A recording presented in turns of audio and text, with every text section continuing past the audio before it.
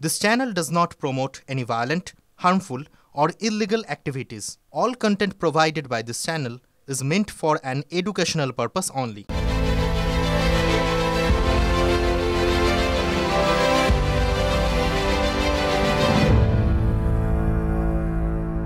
গত 27 তারিখ থেকে শুরু হয়েছিল। খুব সুন্দর কাজ চলছিল, সব টেকনিশিয়ানরা কাজ করছে। দেখুন অনেকটা সেট হয়েওছে, মানে কারেক্ট আপনারা বুঝতে পারবেন, অনেকটা সেট তৈরি হলো। Bengal Business Summit focuses on various aspects of business of the states: knowledge economy, health, education, creative economy, film.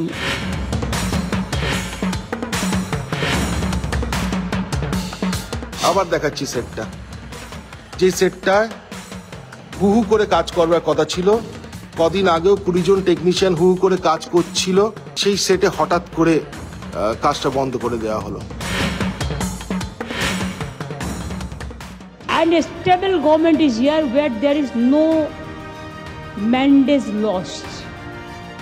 Earlier it was everyday strike, crowd, everything. But we stopped all this because of the interest of the industry.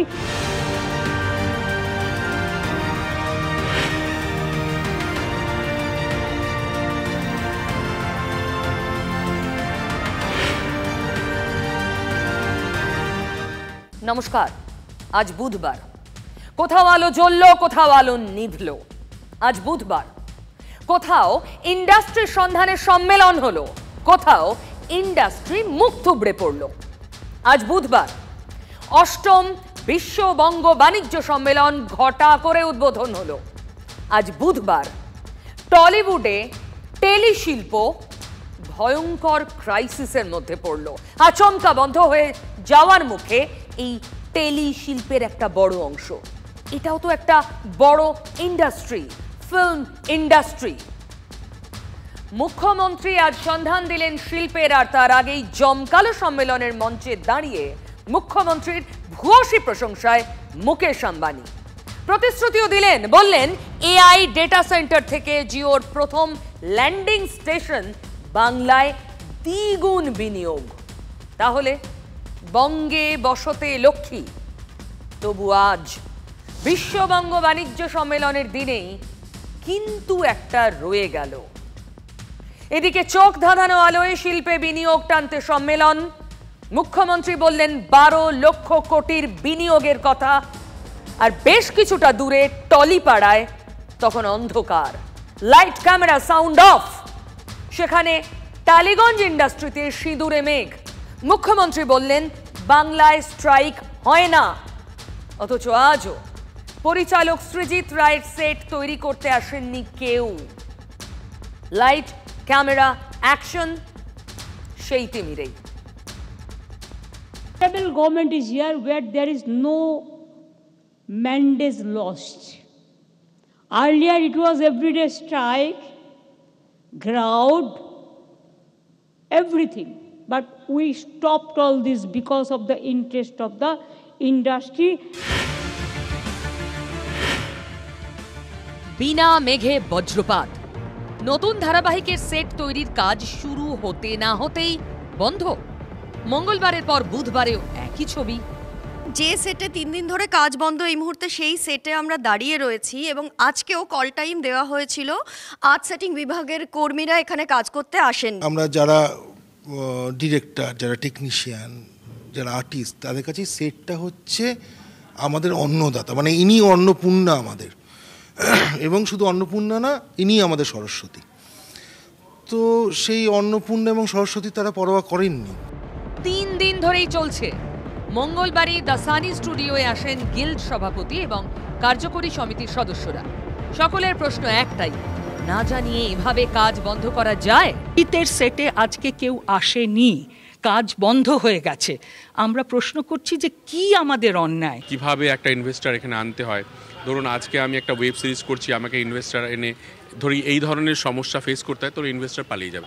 বলা যেতে পারে 15 দিনের মধ্যে 3 জনের কাজ আটকানো হয়েছে। আজকে আরো অনেকেই আমরা আছি, তাদের কাজও আটকানো হবে। কৌশিক গাঙ্গুলি, জয়দীপ মুখার্জির পর এবার ফেডারেশনের কোপে পরিচালক প্রযোজক সৃজিত রায়। এই পরিস্থিতির জন্য ফেডারেশনের সভাপতি স্বরূপ বিশ্বাসের দিকে আঙুল তুলেছেন পরিচালকদের একটা বড় অংশ। কেন? আরজিকর কাণ্ডের আবহে টলিউডে যৌন হেনস্থার অভিযোগ সামনে আসে। তখন স্বরূপ বিশ্বাস দাবি করেন পরিচালকদের 60% নাকি এই ধরনের নিন্দনীয় আচরণ করে থাকেন। আগুনে ঘি পড়ে, ফেডারেশন সভাপতির বিরুদ্ধে মানহানির মামলা হয়। তাহলে এখন তারই পাল্টা প্রতিহিংসা ফেডারেশনের? তেমনটাই সন্দেহ পরিচালকদের একাংশের। সেটের কাজ বন্ধ বিতর্কে ফেডারেশন সভাপতি জানিয়েছেন বিষয়টি নিয়ে কথা বলে তারপর জানাবেন। তাহলে জট খুলবে কোন পথে? রোগটা কিন্তু পুরনো। টলিপাড়ায় ফেডারেশন বনাম পরিচালকের সংঘাত পুরনো, আবার শুরু হলো। গত বছর জুলাই মাসে একই সংঘাত দেখেছি আমরা। তখন হস্তক্ষেপ করেন স্বয়ং মুখ্যমন্ত্রী। নবান্নে বৈঠক হয়। বৈঠকে ছিলেন অভিনেতা প্রসেনজিৎ চট্টোপাধ্যায়, অভিনেতা দেব, পরিচালক গৌতম ঘোষ। তারপরে ঠিক হলো একটা কমিটি হবে, নভেম্বরের মধ্যে সেই কমিটির রিপোর্ট দেবে। 6 মাস পার, কমিটি কই? তাহলে আজ ফেব্রুয়ারিতে যে ছবি টলিপাড়ায়, সেই সংঘাতের শিকড় লুকিয়ে গত বছর জুলাইয়ে। শুরুটা হয়েছিল গত বছর জুলাই মাসে। সেদিন অভিযোগ ওঠে কাউকে না জানিয়ে নিয়ম ভেঙে বাংলাদেশে লুকিয়ে শুটিং করেছেন পরিচালক রাহুল মুখোপাধ্যায়। সেই ঘটনায় রাহুলকে ব্যান করে চলচ্চিত্র ফেডারেশন। সেই তো শুরু।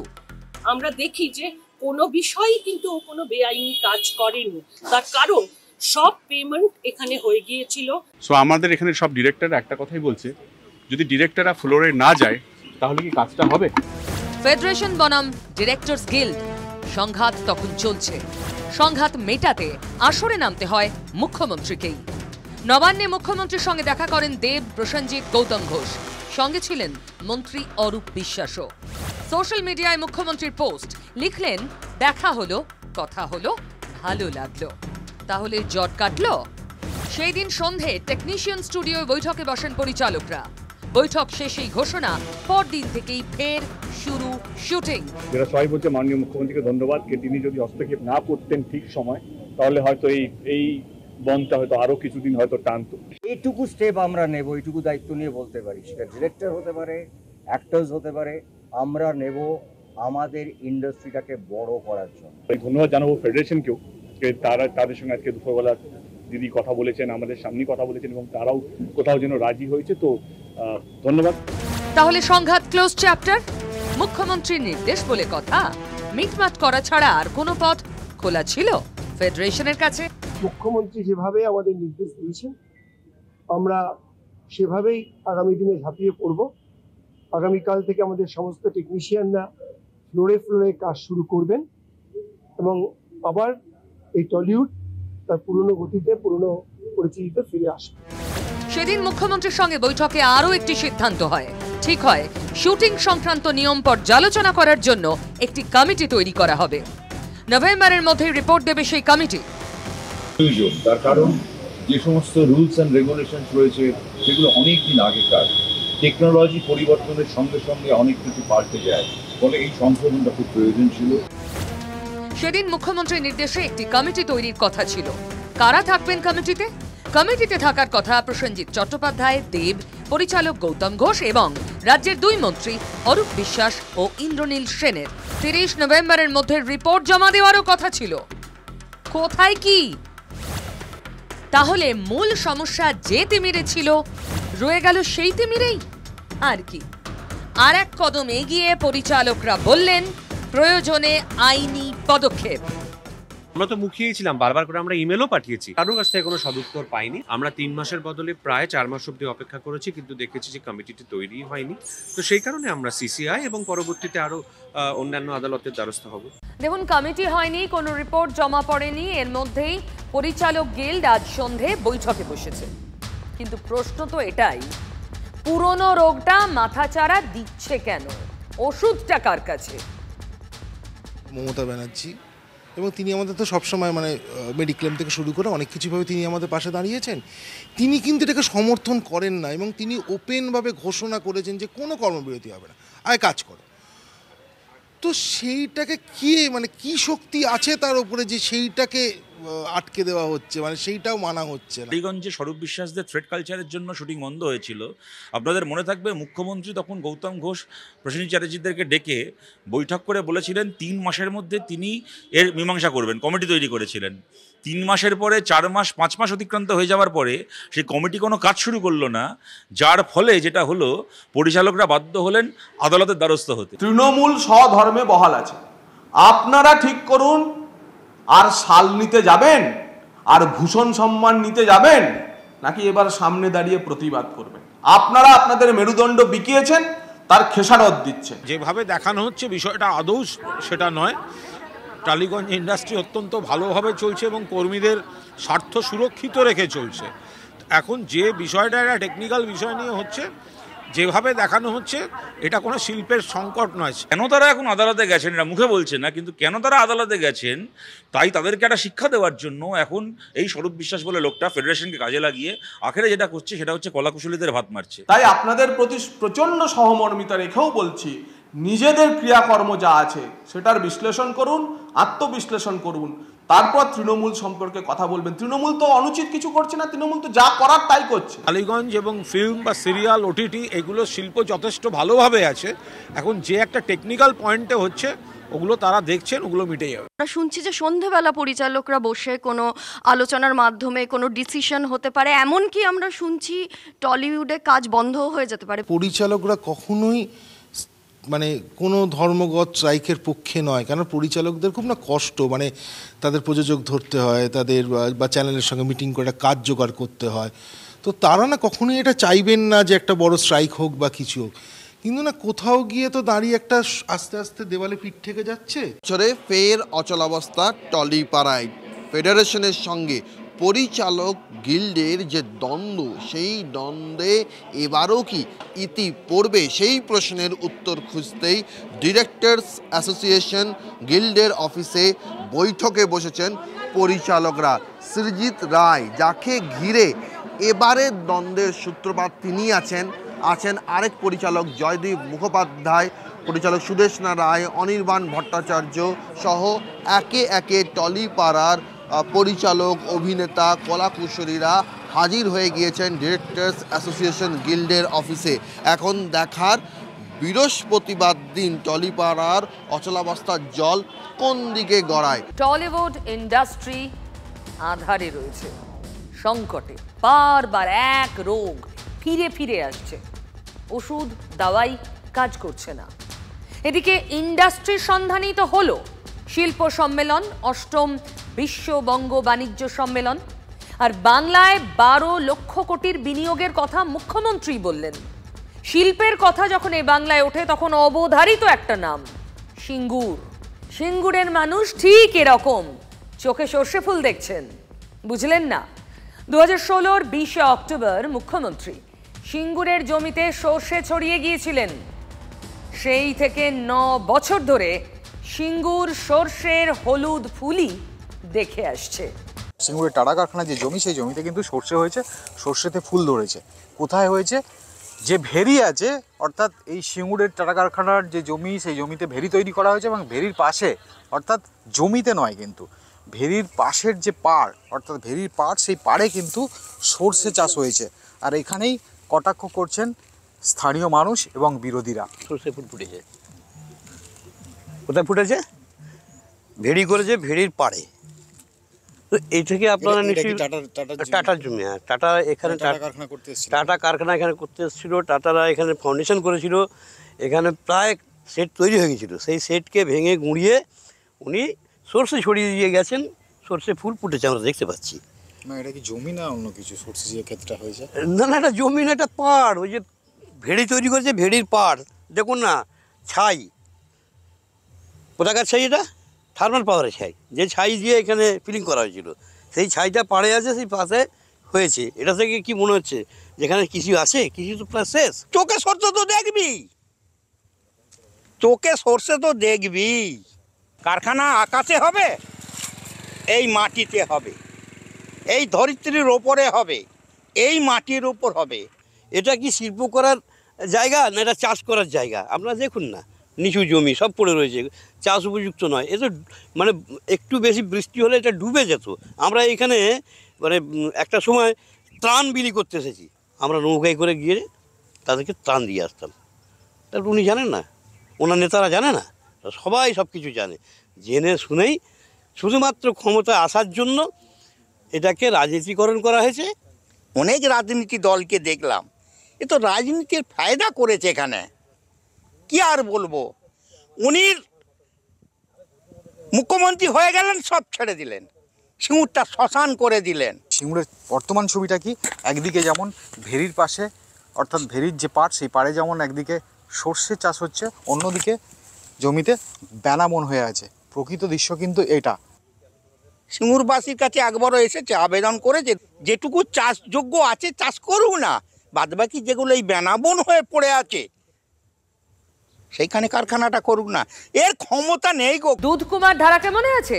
ওই অনিচ্ছুক চাষিদের একজন, সিঙ্গুর আন্দোলনে প্রথম সারিতে ছিলেন। বলছেন এখনো 700 একর জমি চাষের অযোগ্য। সিঙ্গুরের ওই জমি থেকেই আরও একটা আন্দোলনের প্রস্তুতি নিচ্ছেন দুধকুমাররা, সিঙ্গুর বন্ধা জমি পুনর্ব্যবহার কমিটি। শেষ ভালো যার সব ভালো তার আন্দোলন হলো, ন্যায্য আন্দোলন। অধিগ্রহণে যে ত্রুটি ছিল সেটা সুপ্রিম কোর্ট চোখে আঙুল দিয়ে দেখিয়ে দিয়েছে, কিন্তু এই জমিটাকে এইভাবে বন্ধ অবস্থায় পড়ে থাকার জন্য আমরা আন্দোলন করেছিলাম, সেটা তো নয়। 997 একরের মধ্যে খুব মেরে কেটে 50-60 একর জমি হয়তো চাষবাস হচ্ছে, বাকি যে জমিটা সেই যা অবস্থা ছিল সেই অবস্থাতেই পড়ে আছে। চাষিদের সেই তসবই অবস্থা, চাষিরা সেই ভিখারিই থেকে গেল।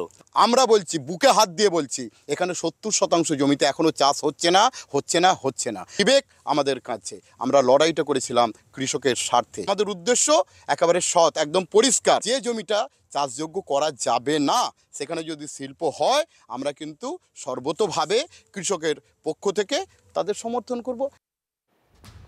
সিঙ্গুর কি আজ শিল্প চাইছে? দুধকুমারও বলছেন এমন শ্মশানের চেহারায় সিঙ্গুরকে তারা দেখতে চাননি। সিঙ্গুরের মানুষ মনে করেন টাটারা সেদিন ফিরে যাওয়াতেই রাজ্যে শিল্পের ভাবমূর্তিতে ধাক্কা খেয়েছে, না হলে আজ শিল্পের চেহারাটা বদলে যেত। সিঙ্গুরকে যতক্ষণ না পর্যন্ত সঠিক জায়গায় নিয়ে আসতে পারবে ততক্ষণ পশ্চিমবঙ্গে কোনো শিল্পপতি আসবে বলে আমার বিশ্বাস নয়। কারণ তারা জানেন যে মমতা ব্যানার্জির নেতৃত্বেই শিল্পটাকে ধ্বংস করা হয়েছে। সিঙ্গুরের দরকার টাটাকে, যেহেতু নামকরণ হয়ে আছে এটা টাটার মাঠ। বুদ্ধদেব ভট্টাচার্য ছিলেন অন্য টাইপের, উনি দেশ ও দশের কথা চিন্তা করেছিলেন। আমরা কৃষক, আমরা আন্দোলন করেছিল, আমাদের জমি ছিল। আজকে যারা মিথ্যা প্রচার করছে তাদের এখানে এক ফোঁটা জমি ছিল না। আমার মুখ্যমন্ত্রীর কাছে এখনও আবেদন যে আপনি আসুন, সিঙ্গুরকে বাঁচান। সিঙ্গুর যদি আবার নতুন করে ঘুরে দাঁড়ায়, সিঙ্গুর যদি হাসতে শুরু করে কৃষি এবং শিল্পের মধ্য দিয়ে, তাহলে পশ্চিমবাংলা আবার কিন্তু ঘুরে দাঁড়াতে পারে। শিল্পের সন্ধান করা এ রাজ্যের সরকার সিঙ্গুরের দিকে কি আর একবার ফিরে তাকাবে? সিঙ্গুর যদি একটা ক্ষত হয় রাজ্যের, তাহলে আর একটার নাম তাজপুর। অনেক আশ্বাস, অনেক প্রতিশ্রুতি, গভীর সমুদ্র বন্দর কোথায় এখন? 20 বাঁও জলে। অনেক স্বপ্ন জাগিয়েও দ্রুত সমুদ্র তটে আছড়ে পড়েছে ঢেউ। সমুদ্র বন্দরের কি হবে? 2013-14 থেকে তাজপুর সমুদ্র বন্দর তৈরি নিয়ে প্রাথমিক আলোচনা শুরু হয়। 2022 সালে বেশ ঘটা করে আদানি গ্রুপের হাতে লেটার অফ ইন্টেন্টও তুলে দেন মুখ্যমন্ত্রী। কিন্তু আজও দিনের আলো দেখলো না এই প্রকল্প। কেন? চাষযোগ্য জমি অধিগ্রহণের সমস্যা? কেন এত এগিয়ে শেষ পর্যন্ত আদানি গোষ্ঠী পিছিয়ে গেল?